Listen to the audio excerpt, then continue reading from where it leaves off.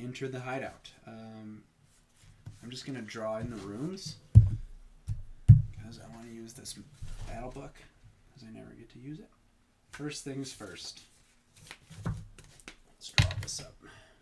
Okay, the room sequence when you walk in to a room is you first have to determine what's in there. You roll on the D6 table, either an enemy, a trap, an NPC. I'm sorry. It's either empty, a trap, an NPC, or an enemy. After you determine what's in there, if you want to then roll on the room features and prompts, you can to fill the room up, or if you're using something else, then work's done for you. So let's find out what we got here. 4, an NPC. All right. Creating an NPC requires rolling on the NPC table. So who do we have here? We have 45. A sleepy. 34. Scruffy dog. 64. With empty bottles. All right. Well, we know why the dog is sleepy then, don't we? Drank up all booze. So we got a little sleepy pup. He's asleep. His tail. Terrible little thing. And he's got some empty bottles here. I'm going to take one of the empty bottles.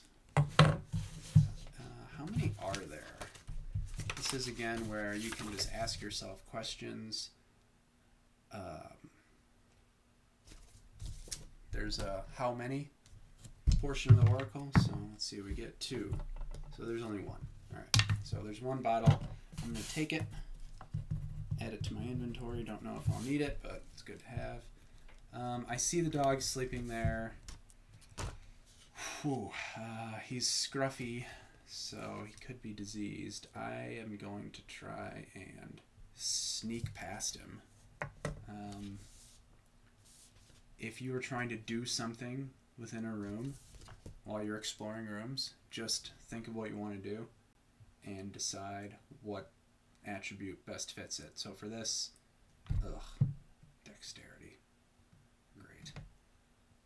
That was a terrible idea. Let's try it anyway. All right, rolling on your attributes involves a d20. So I have to roll at or below a 4 to sneak past him. Wow, I got a 4. That is amazing.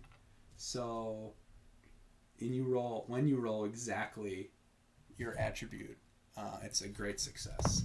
So not only do I sneak past him, I also, I guess the dog, I think, kind of perks up and starts wagging his tail. So I have made a friend, and maybe I'll need that dog in the future. I don't know.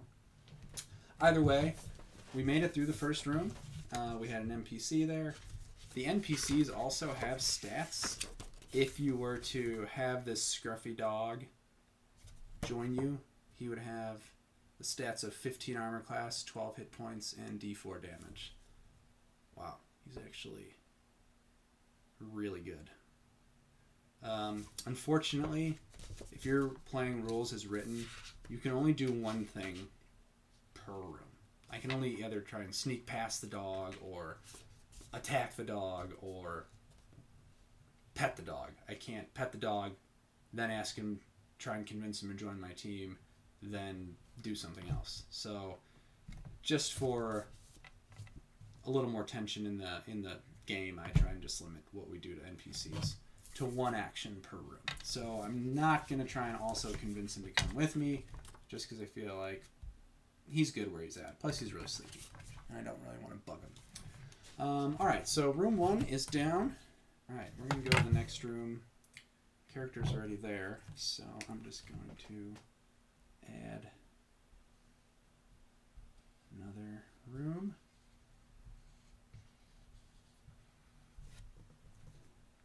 Okay, I'm not going to be too concerned about whether the exits are open, locked, what have you, but rest assured there are door portions of the oracle so we can find out if it's open, trapped, stuck, or locked. Actually, what the heck? What is this door? 5. That's stuck. Thankfully, my strength is crazy high, so when you are trying to leave a room or do something to a door, you can use your attributes. So exits aren't always doors. They can be the exit of a scene or a current room. Stuck doors can be forced open by a strength roll. Locked doors can be picked open by dexterity. Failing to open a door means it's really stuck. Get crafty. So it's stuck. So let's roll. I'm assuming I'll get below a 16. Nope, don't do that. Get a 20. Fantastic. All right, well, I use my strength and I hit that door, and it's super stuck. So doggy perks up, but I'm going to go past this door now. And let's see what this door is. A 3. That's open. Okay. Maybe there's another way to that other room. Okay. Let's see what's in this room. 6. An enemy. Alright, so when you get an enemy, again, you got the oracle to help you figure out what enemy, how many. So once the enemy is in there, you roll again.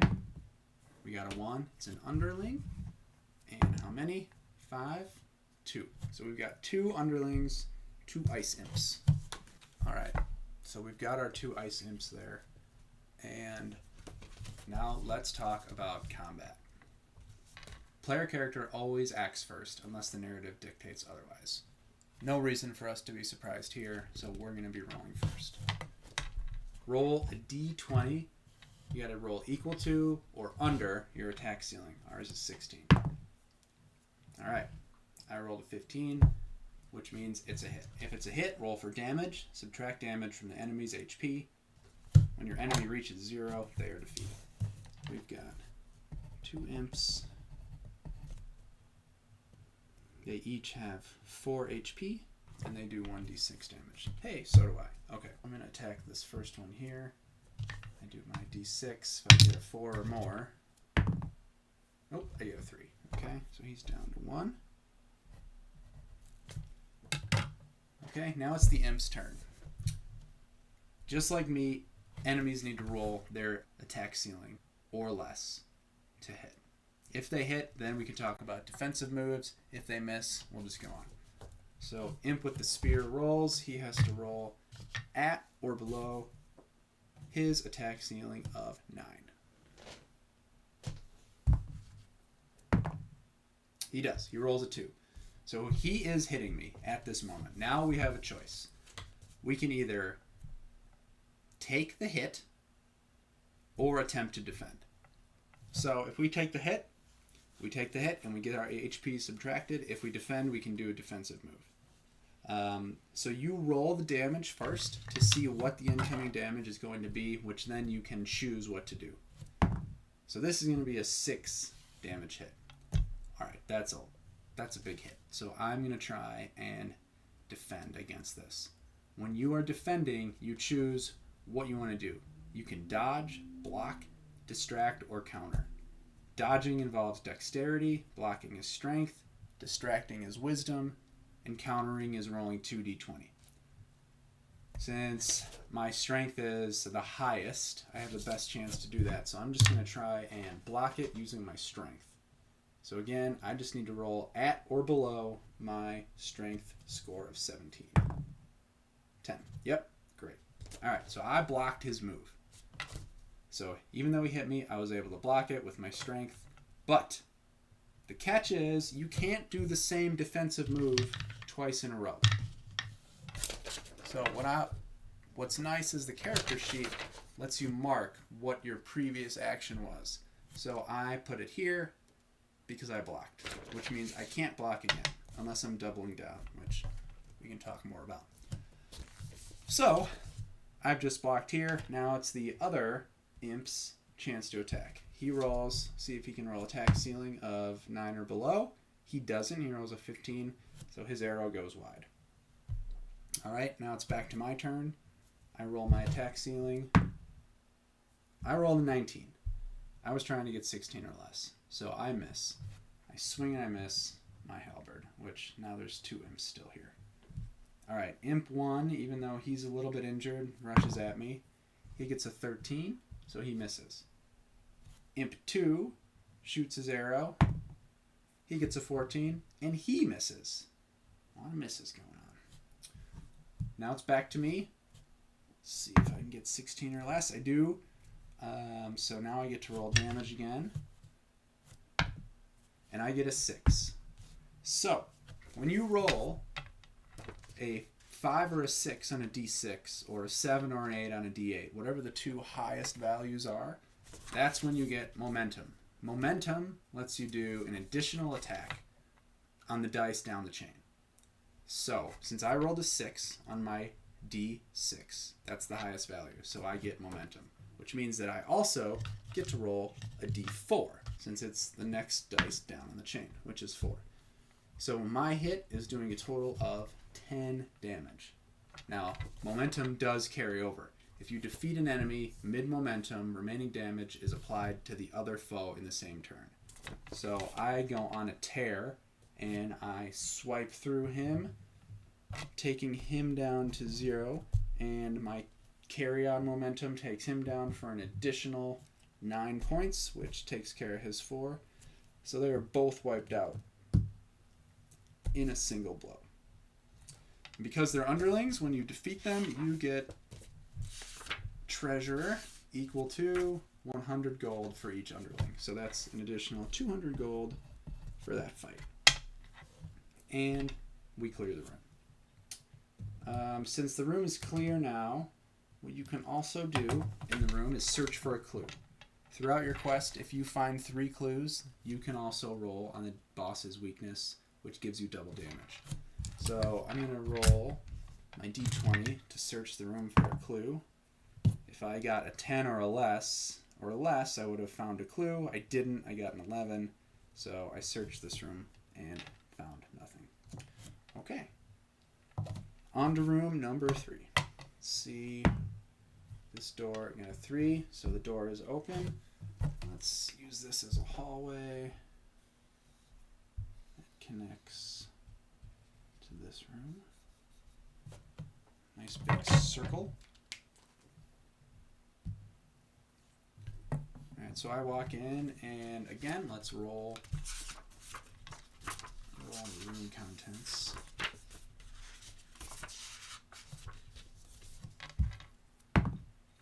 5. Another enemy. So who do we have? Missed the board there. Another underling. 2 more underlings. I'm going to roll. I get less than my attack ceiling. Alright, I get a 4. So I, in one hit, take out this guy, which gives me another 100 gold. This imp has to roll his attack ceiling, 9 or less. He gets an 11, so he misses. I get to roll. I get less than a 16, which is another hit. So hopefully we take them out. Yep, 5 damage. And he is taken out too. Much easier battle. Just mowing through those imps. Plus another 100 gold. Woo! 400 gold. I'm going to search for a clue in here. I don't get a clue. What's in this room?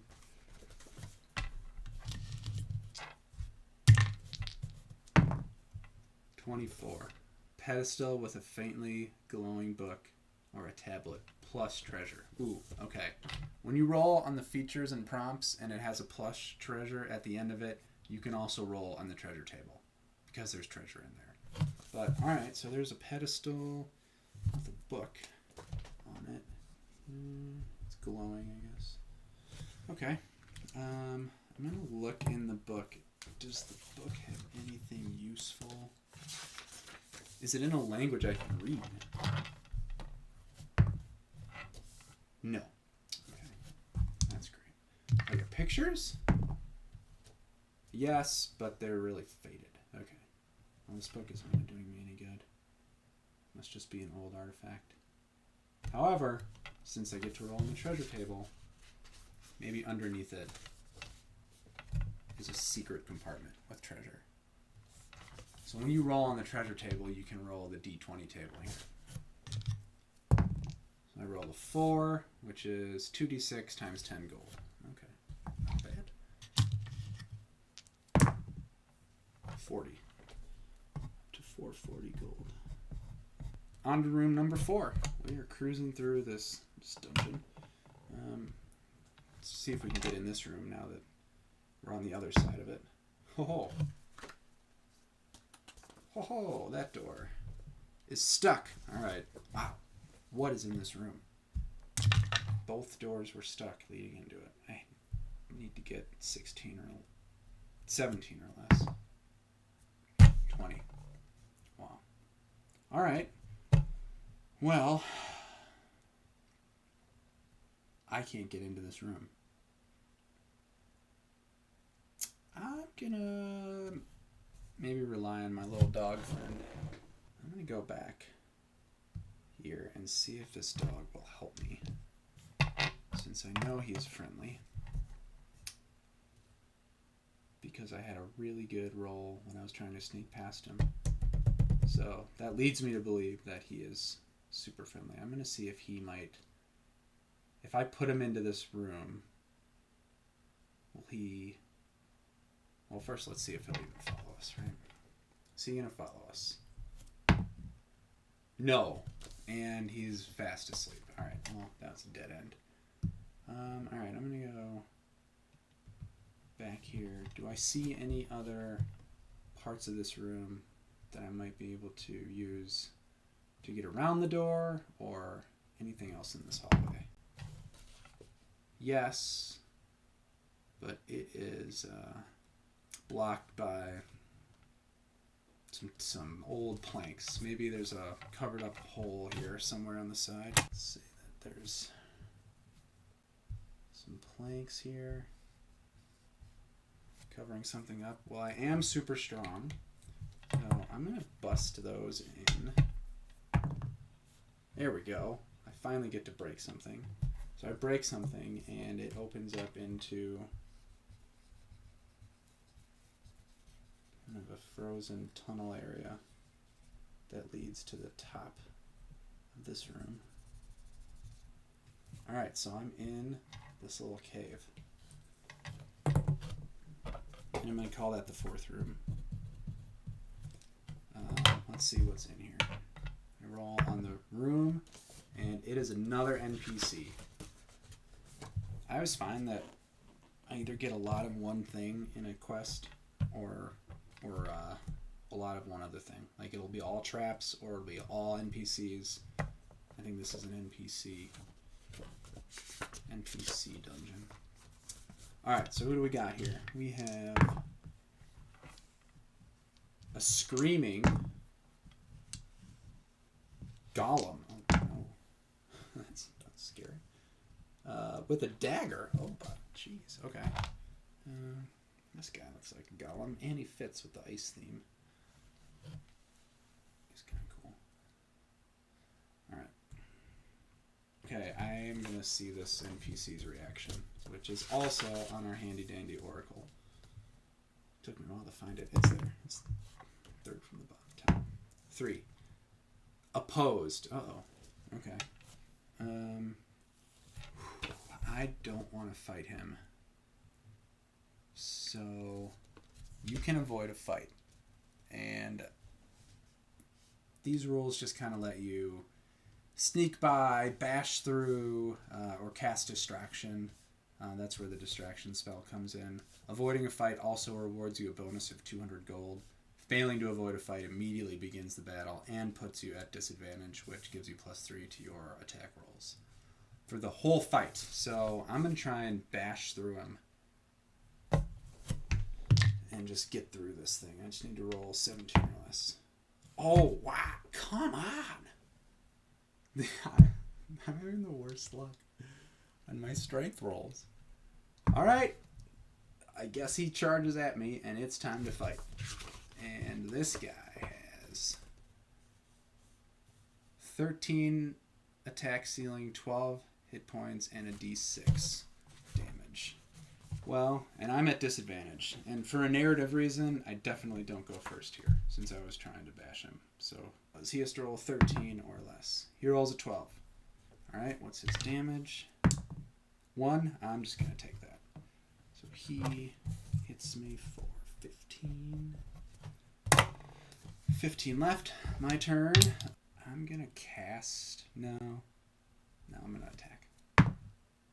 Alright, I rolled below my attack ceiling. I get my damage of 2. He's down to 10. Golem attacks.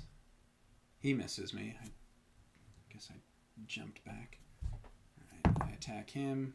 Alright, I get a hit. I rolled a 6, so I also get to roll a d4 because of momentum for 7 damage. He's down to 3 points. He rolls. He hits me. Okay. For 5 damage. Now remember, my last move was a distract. I'm sorry, my last move was a block, so I can't block again for my defensive move, which means that I need to either dodge, distract, or counter. Countering is rolling 2d20 equal or below the sum of your strength and dexterity. So for me, that would be rolling 2d20 under 21. If I do that, I immediately counter, which is a fun move, but it's risky here. So I'm just going to try and distract him with a wisdom roll to try and avoid that 5 damage. Oops, that's the wrong dice. Wow. Alright, so I'm unsuccessful there. And so my defensive move failed, which means that 2 additional points are applied to the original damage roll. So he had rolled a 5 damage. I tried to count to distract. I missed. So I get 7 damage. So I have 8 hit points left. What I thought was shaping up to be an easy fight has quickly turned. Alright, I attack again. I get under my attack ceiling for 2 damage. Takes him down to 1 hit point. He attacks. Alright, he got underneath. What's the damage going to be? 2. Last thing I did was try to distract, so I could block again or I could take the damage. I am going to... I'm going to block. No, I'm going to take the damage. Take me down to 6. Alright, I roll. I attack. I get... Oh, thank God. Okay, I got a 15. Less than my attack ceiling. So I get to damage him. Should take him down. Wow. Perfect. Got him down to 0. Alright. When you defeat an NPC, you don't get to get treasure, because you don't usually fight them.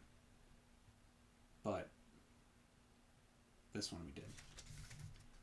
Okay, so I defeated the Golem, who will probably also be the Yeti if we ever encounter a Yeti. So he is now defeated, and I'm going to search this room for clues since I haven't gotten a single clue. Nope, yet again, no clue. Okay, great. Go through here. Finally, we survey this room. We're finally in it, and this is room number 5.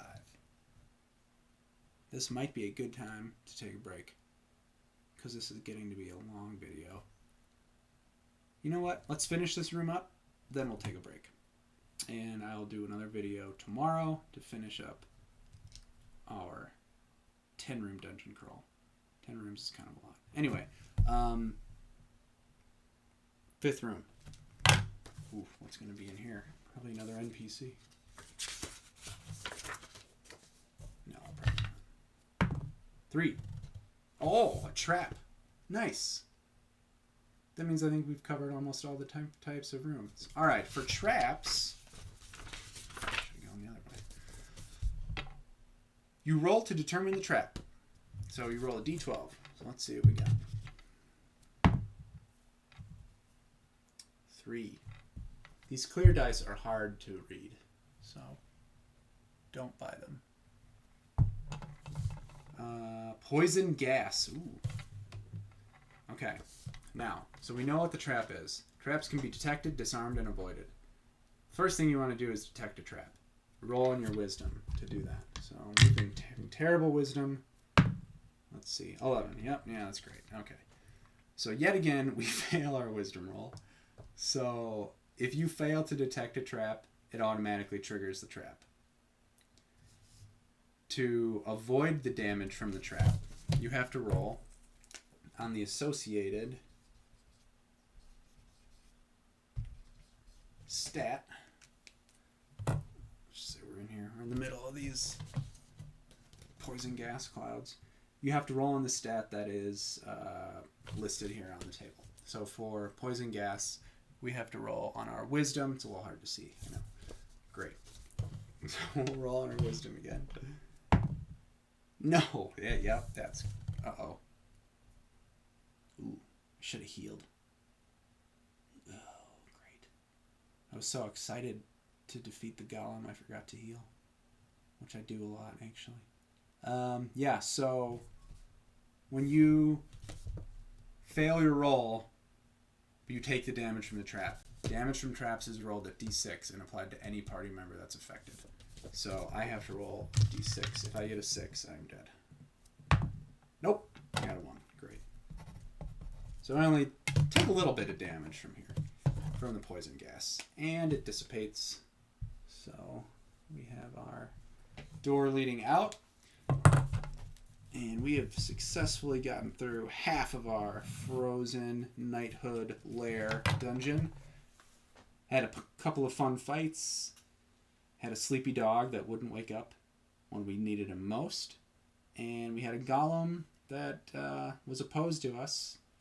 And then we just bashed into him, which made him so angry that they attacked us.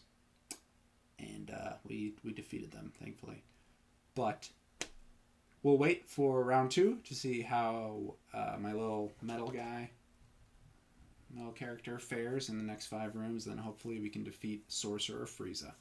That's it, everybody. Thanks for watching. Stay tuned for part 2. Again, Harper's Quest 2, Dungeon Crawl book can take you through many of adventures. Downloadable, and you can also order the hard copy here, which has super nice soft touch lamination on the cover. It's a lot of fun. So thank you. Thanks for watching. See ya.